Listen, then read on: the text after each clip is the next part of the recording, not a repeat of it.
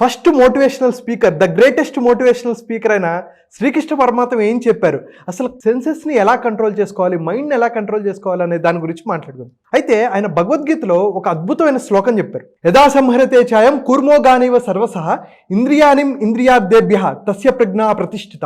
ఒక చదువు రాని వాడికి కూడా అర్థం అయ్యేటట్టు చెప్పాలి అంటే, ఎప్పుడైనా తాబేలు నడుచుకుంటూ వెళ్ళటం చూసారా? చూసాను. తాబేలు ఇలా నడుచుకుంటూ వెళ్తున్నప్పుడు సడన్గా ఒక డేంజర్ వచ్చింది, అంటే ఒక యానిమల్ వచ్చింది, ఒక కుక్కో లేకపోతే ఒక పులో ఏదో వచ్చింది అనుకోండి. వెంటనే ఏం చేస్తుంది, తన అవయవాల్ని అంగాల్ని ఒక షెల్లో లోపలికి దాచిపెట్టేసుకుంటుంది, తల లోపలికి పెట్టేసుకుంటుంది, ప్రొటెక్ట్ చేసుకుంటుంది. అంటే తన తల, కాళ్ళు, అంగాలు అన్నిటినీ ఆ షెల్ లోపల ప్రొటెక్ట్ చేసుకుంటుంది. ఎలాగైతే ఒక డేంజర్ వచ్చినప్పుడు ఒక తాబేలు తన షెల్లోకి దాక్కుంటుందో, ఒక తెలివైన వాడు, స్థితప్రజ్ఞుడు, తనను నాశనం చేసేవి ఏవైతే తన చుట్టుపక్కల ఉంటాయో దాని నుంచి పక్కకి వెళ్ళిపోతాడు అని చెప్పటమే ఈ శ్లోకం యొక్క ఉద్దేశం అన్నమాట.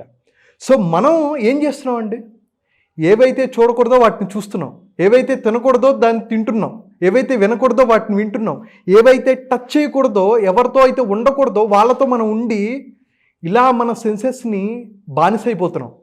కానీ ఎప్పుడైతే మనం సెన్సెస్కి మాస్టర్ అయ్యి సెన్సెస్కి బానిస కాకుండా ఈ సెన్సెస్ని కంట్రోల్ చేసుకోగలిగేంత ఒక మాస్టర్ అవుతే లైఫ్ ఎంత అద్భుతంగా ఉంటుంది.